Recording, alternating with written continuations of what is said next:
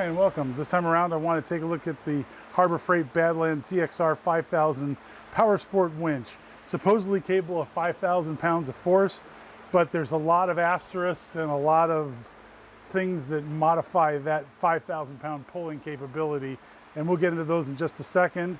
I also want to point out that I have an ulterior motive. I'm not interested in putting this on the front of a vehicle.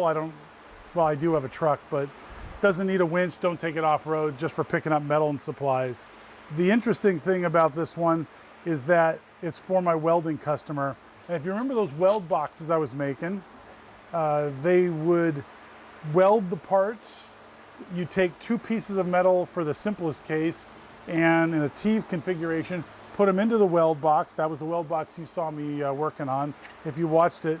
And they would weld along both sides, and the problem is as it exits the weld box, the part wants to bend down, and it wants to bend down quite significantly. They're using 304 stainless or 18/8, and it warps about 1/8 inch per foot, which is a lot.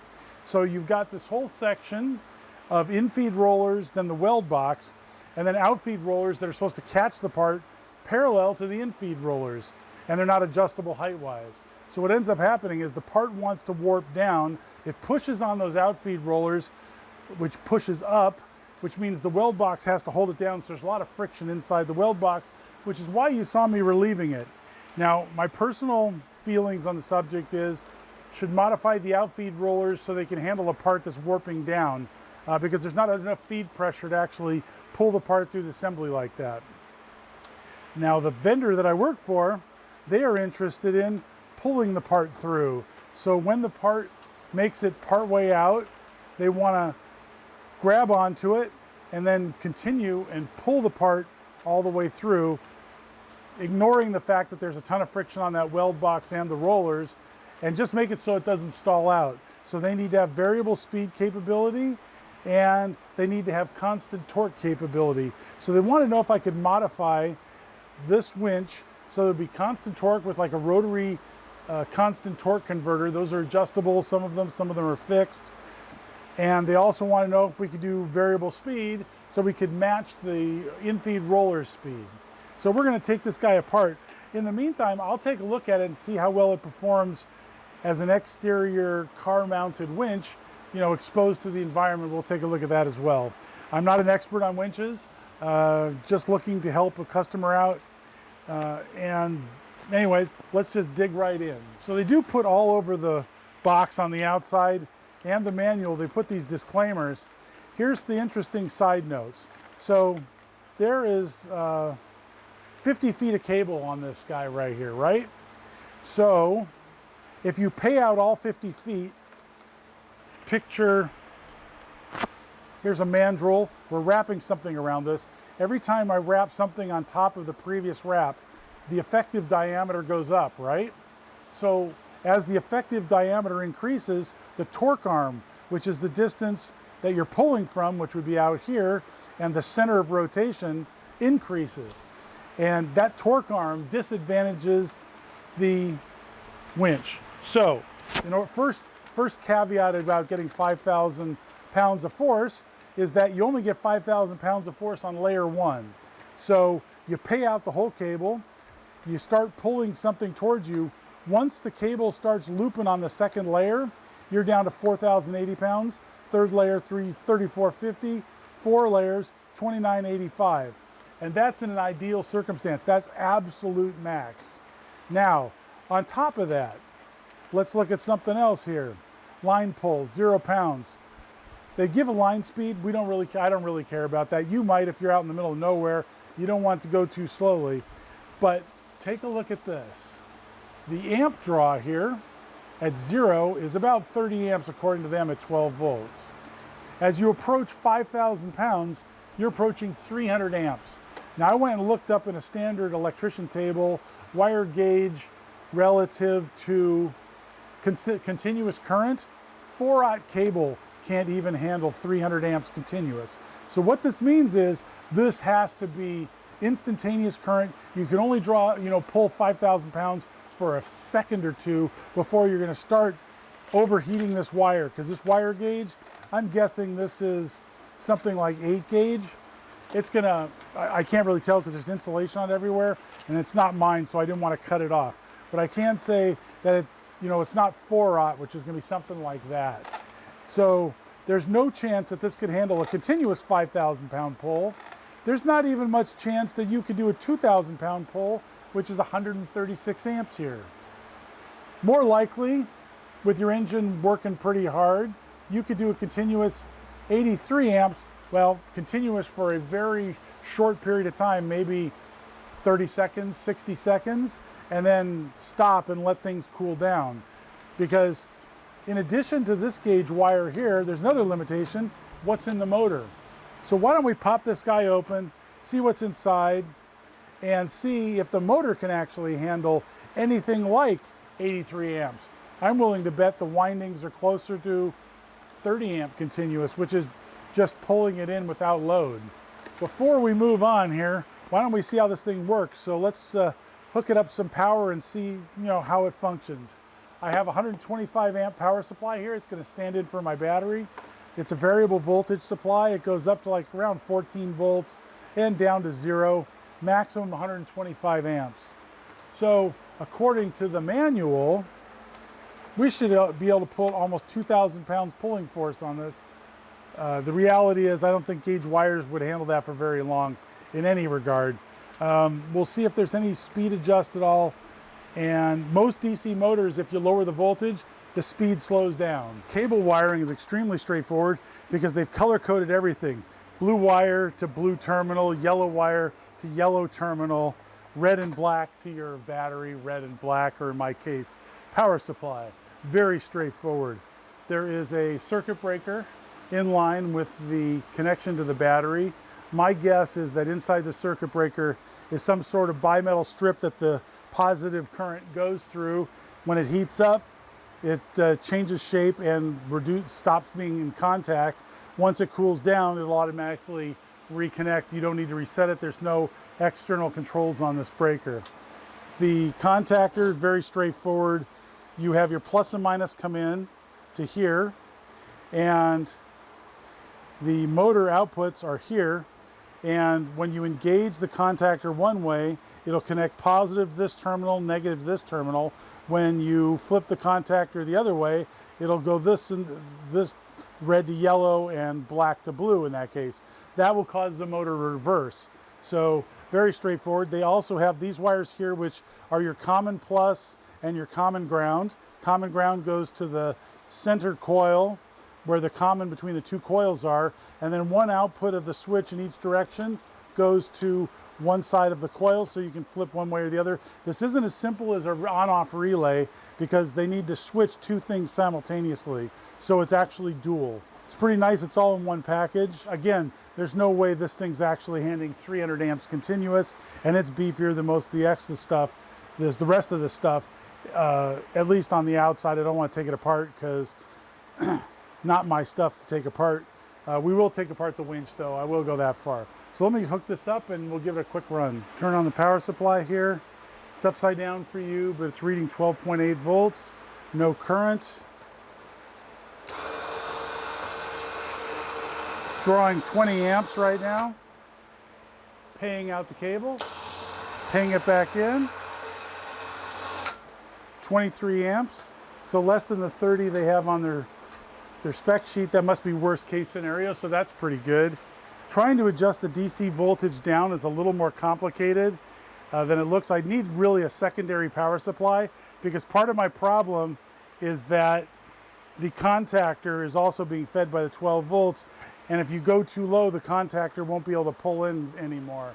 So what you really need is a second power supply that you can put on the leads to the contactor that's 12 volts, and then lower this one down to see if, you know, this thing will run more slowly. All right, so I rigged up another power supply. It's currently set to a little high, 14.7. We can do 13 and change. 14.2 would be like alternating charging voltage, so it should easily be able to handle that.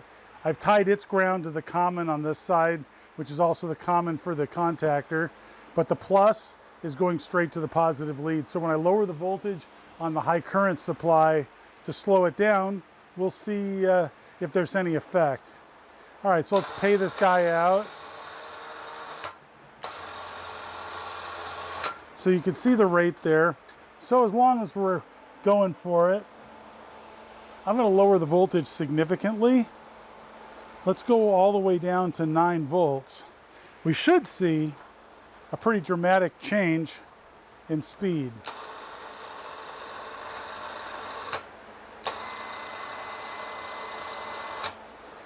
To be honest, I didn't notice any. Let's try lower still. Here's 6 volts. That is slower. All right. It's drawing 12 amps at 6 volts. So we can slow this motor down. But in order to do it, we need a second supply. We're now at 1/4 voltage.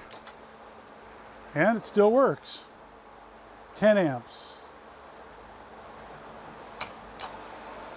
And there's still a boatload of torque. It's pulling nicely. All right, so it works way down, so you definitely have speed control. That's a good observation. But again, you can't use it in its standard configuration using the same source, because the contactor, you won't be able to pull that in if the voltage goes too low, like 3 volts where we're at now. But the motor's happy, so that's pretty cool. Now that we know that we can control the speed of this guy, the next thing we should do is take it apart and see how it's made, see if we could put a constant torque adapter on one side or the other of this guy. Now, something to note that's very dangerous what I'm doing here, I'm using long leads, so I'm hoping the inductance of the leads protects my power supply. But when you're powering a motor or a coil is in a contactor, you usually want to have a diode for when you let off the inductor, when you let the voltage off, the magnetic field tries to maintain itself and it reverses polarity and the voltage can get quite high. You can blow up power supplies if you're not careful. And I did not do that. I do not have diode protection on this, something I probably should consider adding. This was risky, so if you're gonna do it, keep that in mind. You're gonna wanna have a reverse bias diode on either or both power supplies if you're gonna do this to protect them from potentially getting blown up by back EMF. I threw some extra nuts. These are M6 nuts on the brass power connections. They're sticking out horribly and they're very easy to damage. I already bent one of these just by bumping it fairly gently. Brass is really soft, so it took almost no force at all. And I ended up having to cut off part of it and sand it so that I can file it so I could get the nut back, you know, on and off. Not a great design. First thing we do is remove the shackle, and unfortunately this thing is tight, but I can put this in release, which allows this to be pulled out. I'm going to lock it back up again, and now I can get this piece off because this cable needs to go through there and this bottom piece removed.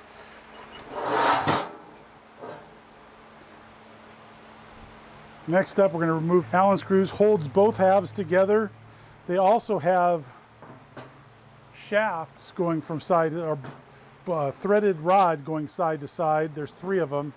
So that'll hold it together, because if this cable unwinds itself, it's going to be miserable to put back. It's under a lot of force because the cable wants to be straight. And so there's a lot of force trying to unwind it.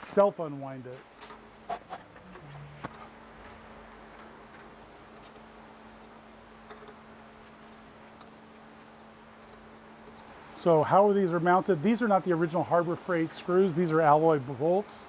Harbor Freight comes with some plated, inexpensive hardware. That was replaced by the guys that I work for. This piece just pulls right through the center there. And now we're free to look at the inside. They didn't thread the aluminum directly, which is kind of neat. They put nuts in here, square ones, with threads, and then pinned those nuts in place so they can't fall out. I don't know if you can see in there, but there's a nut in there and a pin making it so it can't fall out. Why don't we take a look at the motor side first. I am going to unloosen or remove the 3 bolts holding the 3 rods that hold the 2 sides together. I'm going to have to do something, maybe tie wrap this here so that it can't accidentally pop off and unwind. All right, so I tie wrap this guy in place so hopefully this can't self-unwind. It's still, the cable could potentially come off an end. I don't know what risk that is, Let's just remove these 3 screws. I'm doing it in this order so that my last screw will be on the top, so it'll be right side up when I'm done. That's just a choice to make this presentation possibly a little better. So this is spring loaded. And so once I remove the last bolt, it pushes itself apart. Inside here is a hex shaft that lines up with the motor right here, and it's spring loaded. There's also an X seal, a gasket that should be fitting in here snugly, but it's stuck to the cable reel. I'm going to set this aside. I'm going to take a closer look at this. So the motor mounts to this flange here. We could potentially mount the constant torque device after this piece right here. This piece right here, by the way, is the braking assembly according to the manual. So when the motor turns from this side, when the motor's driving this assembly, this piece spins freely. When the motor quits driving it, this locks in place. That way, if you're picking something up over your head, gravity won't continue to pull it down after you let the motor stop. It won't try and reverse the whole assembly. In the use case we're considering, we don't need this braking assembly. Maybe we could remove it. It's screwed in here, but it's got flanges, and it clearly can't come out this side. This X seal here, I like X seals because they make 2 points of contact on each side, so that's better than a single seal, but I think it really should fit in here better than it does.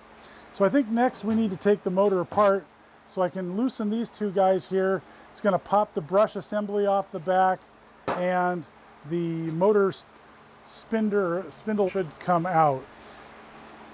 Normally brushes come in from the side axially, so I got to be careful that I don't damage the graphite brushes when I pull this out. I got to make sure that nothing cants too much so that they get damaged, because they are a little bit delicate, and once your brushes are gone, your motor will no longer function, obviously. A lot of motors come with spare brushes because they are a consumable.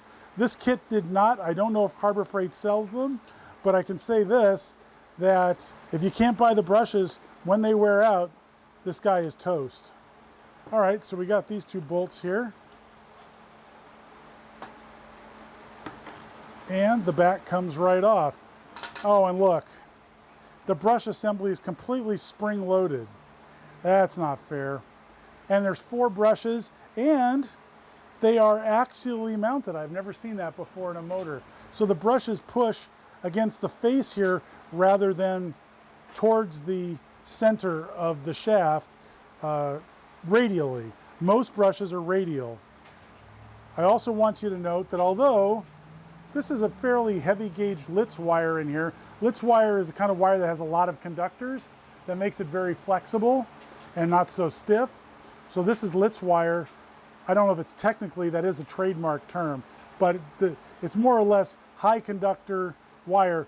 The solid wire has higher current capacity than stranded wire, but stranded wire is flexible, and for brushes, they need to be flexible. This is going to be challenging to put back together. So the motor pops off here. The spindle is now sticking to one of the magnets inside here. The gauge wire here, that looks like 14, 16 gauge. There is no way on God's green earth that that is handling anything like 300 amps for more than a second or 2 before it burns up. And if this gets hot, you run the duty cycle too high, and this varnish they put on here isn't high temperature varnish, these will start to short out internally and your motor won't be able to turn anymore.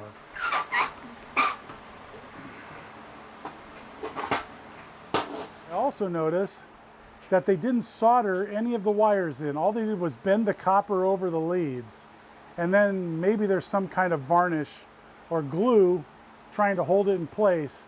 But eventually, if there's enough vibration, these are not going to continue to make good contact, and you're going to have issues losing windings on your motor and therefore torque. They should be soldered in place. I don't think, at least that's from my opinion, this does not seem like a great long-term design.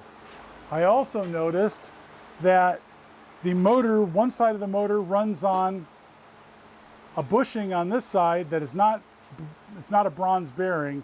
It's some kind of bushing, maybe an oil light bushing, except that I don't know what kind of material it's made out of. On the other side, there is a bronze bushing, but it's very, very thin. And it also made me discover that the only way to get the braking assembly out is to press it out. So I'm not going to be doing that, unfortunately. But you can see right now, this doesn't turn, right? All I need to do is rotate this side and it immediately unlocks. Stop turning that side and this is locked. So this brake assembly is not necessary. Maybe I could redo this piece, push this out, and then get a torque converter in here. Now there's something to be aware of that's really smart by having the braking assembly here rather than on the other side where the planetary gears most likely are. The advantage is that the planetary gears provide torque amplification, so the output moves slower, but the torque gets multiplied by that same ratio. So if you have 1,000 RPM coming in and 200 RPM coming out, the ratio is 5 to 1. It means your torque gets amplified by 5, but your rotational speed goes down by 5.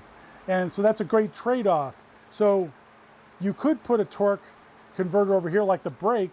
So the brake only needs to hold a little bit of force here to get a maximum amount of braking power on the other side of all those reduction gears that I'm assuming are on the other side.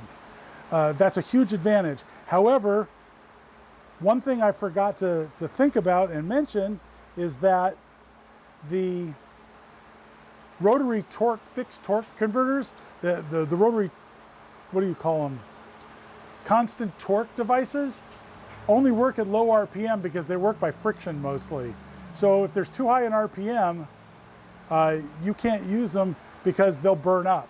And the output of this motor is around 1,000 RPM or 2,000 RPM, so that's just not going to cut it. It can't go here. There's a small O-ring over here, and there is another small O-ring on the back cover. They're very small, they're not X-rings, and they aren't in particularly great shape. One of them got crimped during assembly, which is not great. All right, so another thing to note is these are some really heavy-duty ceramic magnets in here. They're not rare earth magnets, it's 4 poles. That's an interesting observation. So to put this guy back together, these are all spring-loaded, and I got to hold them all down simultaneously while lining those 2 bolts up with the empty slots in between the magnets. So I'm thinking I have to have these preloaded, and then somehow I've got to hold down all 4 of these brushes. So let's see, if I use my custom brush holder here on one side,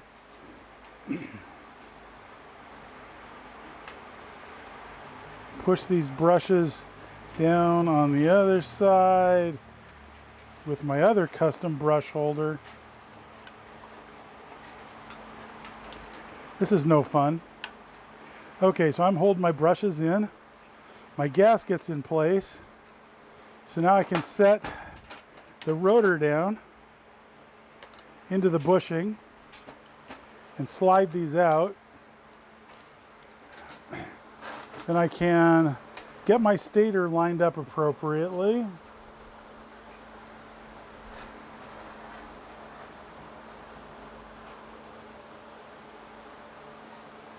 But it's magnetic. It wants to go in very, see, it wants to suck into the center of the magnet. So it automatically undid the brushes. Let's try this one more time. Okay, so we're gonna try for a second time here. Gonna get this lined up here.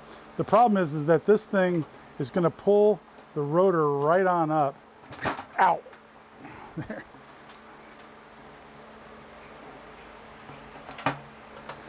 Okay, now I need to get this lined up with this other side, but to make sure the brushes don't come off, I'm going to throw some tape on here and hold them in place so the back can't push off. All right, so now I can try and line this, including the brake assembly. This goes like this, more or less. So there's a flat in here that needs to mate with the braking assembly, as do the bolts have to line up with the threaded holes. There are additional extra ones. This could be mounted at a bunch of different angles. Not that there'd be any reason to want to do that here, but they did give themselves that option. All right, I think that's lined up correctly. Yeah, I got one started. That's a partial victory right there. And it looks like I got the other started. All right, so now we can take the tape off. Huh, looks like I pinched some of the tape in there. I'm gonna have to loosen that a little bit and pull that out. Just my luck. All right, so we got all this back together. I noticed that this hex needs to mate up with a hex shaft in here that also has a spring on it. Right here, it's spring loaded. Also the weather seal, like I said, should, I would think, want to be captive at least on one side, but it seems to fall out every time. And when I took it apart, it looked like part of it was pinched, which is not ideal. You want this seal to be very good because that's the only thing preventing water from going straight into your brake assembly and getting into your motor and then sitting there and corroding everything. And I don't know that I trust just this.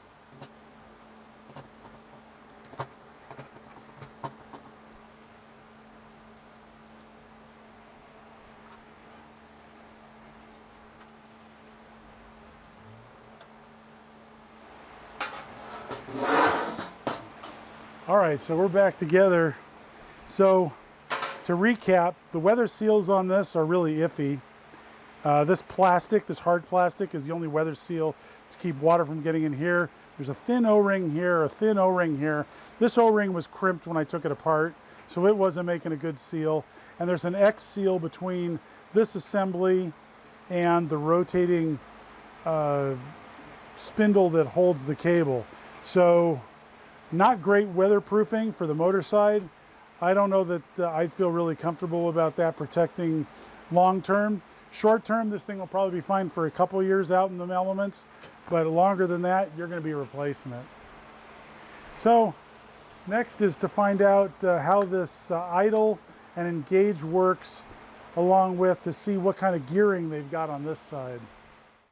The other side comes off in a nearly identical fashion. There's just 3 screws, or Allen head cap head screws, that are holding the end piece on, where presumably we will find multiple sets of planetary gears linked together for a significant amount of reduction. Next up, I'd like to try and figure out how the engage and free spool button switch works.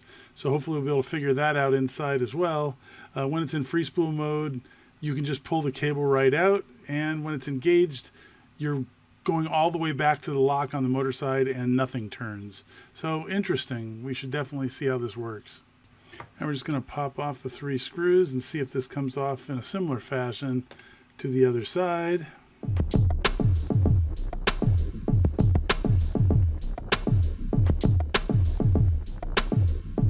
All right, so here's the side with the spool disengagement, and there's the hex shaft that goes into the motor brake along with the spring, and as you rotate the disengagement knob, the hex shaft goes in and out. And I don't think there's anything on the brake side that would change. The hex shaft just slides in and out of the receiver part on the other side. So that's a little curious. I'm wondering how that's working to disengage the gears. So here's the gear on the end of the last gear set that engages with the spool, as you can see right there. So if I were to try and put something here, I'd have to get that gear off of there. Oh, there's another X-ring right there that also is free. And I'd have to somehow get that gear and get it off there so I could have something else engage with that spool and then connect something there. I'm not quite sure how to do that. Let's see if we can figure out how that hex shaft going in and out affects things. Because ultimately, we've got to disconnect from that brake or disable that brake. I don't think there's any disabling that brake short of rotating the motor shaft. So in this case, I think somehow we have to disengage the gear set from the motor shaft. That might be an idea. Let's zip through moving all these screws. You don't have to watch that real time. That's kind of time consuming. I half thought about just cutting that out completely, but this will give more continuity. So there's the disengagement knob all by itself. And sure enough, it really does just have a plunger in and out, and that's all the knob does. You rotate it, and the plunger goes in and out. So I'm guessing there's some sort of, what would you call it, ramp in there. So you rotate that, and the ramp pushes the plunger in and out. And the only thing that's going to cause this to retract is the spring on the opposite side. So now we know what the spring's for. So looking at the gears, it looks like, yes, indeed, planetary gears. There is a hex key that interlocks with the gear. So there's how that works. So when that shaft goes in and out, it engages and disengages with the first planet gear set, which means that when the spool is quote-unquote free, it's rotating 2 sets of planetary gears, which is geared down quite a bit. That's impressive. I wish I'd gotten this more in frame. That's really unfortunate. Sorry about that. I think it's a pretty tight design. I know you can't see it here, but the outside ring gear is actually just the case for all 3 planetary sets. And then there's that one shaft with their hex on one side and gear on the other side, and that engagement and disengagement disconnects the motor in one planetary gear set from the other 2 planetary gear sets, which are connected to the spool. So that's a really interesting design, and so you would think that a really good place to put a constant torque converter would be between that last gear and the spool. That would be kind of a tricky thing to pull off because that gear is molded into the last planetary gear set. I probably could get it off, but then I'd have to find something else to attach, and then I'd have to get that constant torque converter to sit in there spaced out properly and extend that hex shaft, which has both a gear and the hex piece that interacts with the planetary gear set pressed onto it. So that's kind of a tricky bit. I have to remake all of that.